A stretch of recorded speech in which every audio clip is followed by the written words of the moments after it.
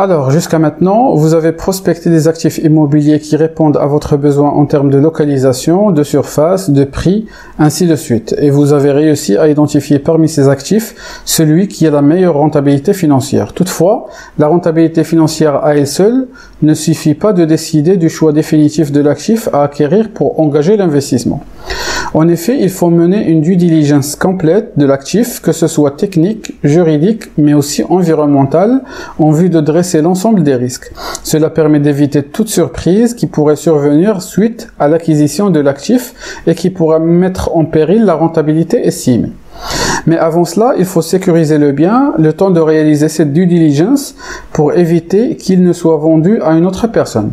Pour cela, en tant qu'asset manager, vous devez vous rapprocher du locataire, établir un protocole d'accord, une promesse de vente et négocier les clauses suspensives qui vous permettront de réaliser votre due diligence sereinement.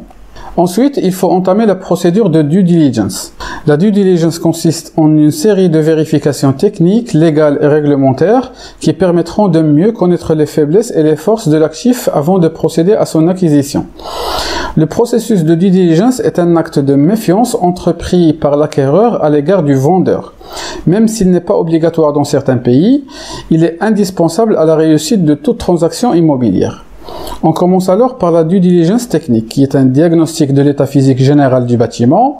Lors de ce diagnostic, des thèmes tels que le vitrage, l'isolation acoustique, l'étanchéité à l'eau et à l'air, le système de ventilation et le bilan énergétique sont abordés. L'état des structures porteuses peut être évalué vis-à-vis de leur capacité à répondre aux conditions d'exploitation actuelles ou futures, ou en prévision d'un projet de modernisation tel qu'une surélévation, rénovation des façades, ainsi de suite. Ensuite, il faut mener une due diligence légale et réglementaire qui permet de diagnostiquer plusieurs aspects juridiques de l'actif. Premièrement, en tant qu'asset manager, vous devez vérifier l'affectation urbanistique et la constructibilité. Dans ce cas, lorsqu'il s'agit d'un terrain nu, il faut s'assurer que l'affectation urbanistique et la constructibilité projetée par le document d'urbanisme correspond aux besoins business recherchés par l'asset manager. Toutefois, et lorsque l'actif visé est déjà construit, il faut vérifier que l'affectation urbanistique est toujours maintenue, puisque dans le cas contraire, l'acquisition pourrait s'avérer risquée à cause de la mutation urbanistique que va subir la zone. En tout cas, cette analyse urbanistique devra dresser les forces et les faiblesses de l'actif, ainsi que les opportunités et les menaces qui peuvent découler des prescriptions urbanistiques en vigueur. Il y a aussi la vérification des documents fonciers et du cadastre, en vue de déterminer avec précision les charges, les servitudes et conditions juridiques inscrites sur les livres fonciers. Ensuite, en tant qu'asset manager, vous devez piloter le diagnostic de l'état locatif de l'immeuble.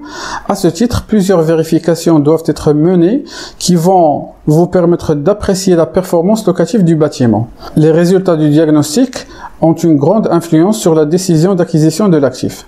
Parmi les vérifications que vous devez mener dans ce sens, il faut tout d'abord mener une analyse juridique des baux, de façon à dresser tous les risques qui peuvent découler de leurs clauses contractuelles. Par exemple, il faut analyser la nature juridique du bail. Est-ce qu'il s'agit d'un bail commercial, civil, amphithéotique ou un autre type de bail? Il faut étudier le risque de requalification juridique des baux, analyser les modalités de résiliation, ainsi que les risques que pourra engendrer une éventuelle résiliation. Ensuite, il faut projeter la situation réelle de l'occupation sur les clauses contractuelles prévues dans le bail en vue de dresser l'état des impayés et de différencier les locataires sérieux de ceux défaillants. Il y a aussi d'autres due diligence qui devront être menées, notamment la due diligence environnementale, qui est liée aux non-conformités réglementaires des installations techniques, par exemple, ou la pollution des nappes et des sous-sols due à l'historique environnemental du site. Que ce soit pour le vendeur ou l'acheteur, une transaction peut être influencée de manière significative par les conséquences financières de cette situation. L'audit environnemental permet d'identifier rapidement et d'évaluer les enjeux et les risques liés à la non-conformité du site, des installations et des pollutions antérieures.